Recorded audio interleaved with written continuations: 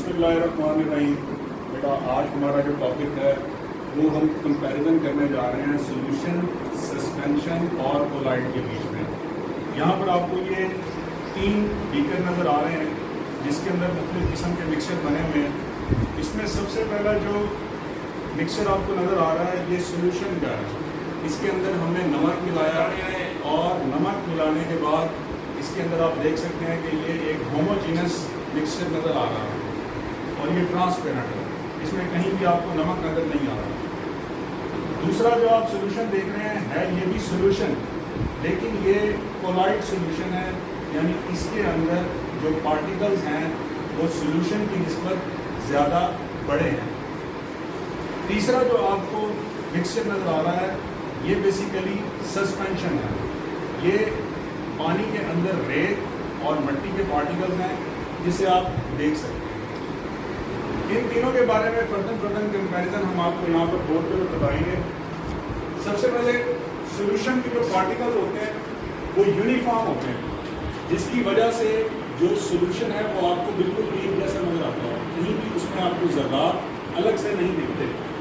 अगर कोलाइड को आप देखें तो इसमें भी आप ज़रात को अलग से नहीं देख सकते, लेकिन जो उसके ज़रात हैं वो उस साइज़ के नहीं है जिस साइज़ के सॉल्यूशन में होते हैं, क्योंकि इनका जो साइज़ है वो 1 नैनोमीटर से 1000 नैनोमीटर तक होता है। जबकि अगर आप सॉल्यूशन के पार्टिकल्स की साइज़ की बात करें तो इनका साइज़ 0.1 नैनोमीटर से 1 नैनोमीटर तक है। और इसी तरह से अगर हम सस्पेंशन के पार्टिकल के साइज़ की बात करें तो इनका जो डायमीटर है वो 10⁻⁵ सेंटीमीटर है, यानी ये 1000 नैनोमीटर से अबव होता है। और इसमें आप पार्टिकल्स को अपनी आंख से देख सकते हैं, जिस तरह के आपने मीटर में देखा। दूसरा जो डिफरेंस है ये होमोजीनियस मिक्सचर है, जबकि ये हेटेरोजीनियस मिक्सचर है और ये भी हेटेरोजीनियस मिक्सचर है। तीसरा कंपैरिजन अगर आप देखें तो इसके पार्टिकल्स को हम खाली आंख से नहीं देख सकते, जिसको हम नेकेड आई बोलते हैं।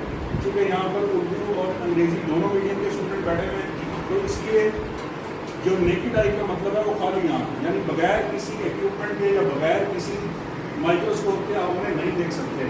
इसी तरह से इसके पार्टिकल्स को भी आप आम आंख से नहीं देख सकते, जैसे कि आप देख रहे हैं कि इंक में आपको इंक के पार्टिकल अलग से नहीं नजर आ रहे, जबकि इसके पार्टिकल्स को आप आम आंख से देख सकते हैं। देखिए सस्पेंशन जो मिट्टी का बना हुआ है, इसके पार्टिकल्स को आप आसानी से व्यू कर सकते हैं। इसमें आपको रेत भी नजर आएगी, मिट्टी के ढेले भी नजर आएंगे। उसके बाद चौथा जो डिफरेंस है इसके अंदर, अगर आप नमक वाले सोल्यूशन को फिल्टर पेपर से पास करेंगे तो वो आसानी से गुजर जाएगा, फिल्टर पेपर में आपको नमक नजर नहीं आएगा। इसी तरह से अगर इंक वाला पानी जो कि कोलाइड है उसको अगर आप फिल्टर पेपर से पास करेंगे तो वो भी आसानी से फिल्टर पेपर में से गुजर जाएगा। ऐसा नहीं होगा कि फिल्टर पेपर में इंक छन कर आपको नजर आने लगेगा। और जबकि अगर हम सस्पेंशन की बात करें तो मिट्टी वाले पानी को जब आप फिल्टर पेपर में से गुजारेंगे तो उसमें से आपको मिट्टी अलग से फिल्टर पेपर में नजर आएगी। इसी तरह से इसका आखिरी डिफरेंस ये है कि ये वाले जो है ये टिंडल इफेक्ट शो नहीं करते हैं। अब टिंडल इफेक्ट क्या होता है? टिंडल इफेक्ट ये होता है कि जब आप इस सोल्यूशन में से आप लाइट पास करते हैं तो वो स्कैटर नहीं होती। इसी तरह से इसके अंदर अगर आप लाइट पास करते हैं तो ये टिंडल इफेक्ट शो करते हैं, क्योंकि ये लाइट को स्कैटर करते हैं। जबकि ये जो है वो अक्सर लाइट को अपने अंदर से गुजरने ही नहीं देते, और अगर गुजरने दें तो डेफिनेट सी बात है ये भी लाइट को स्कैटर करेंगे और टिंडल इफेक्ट शो करेंगे।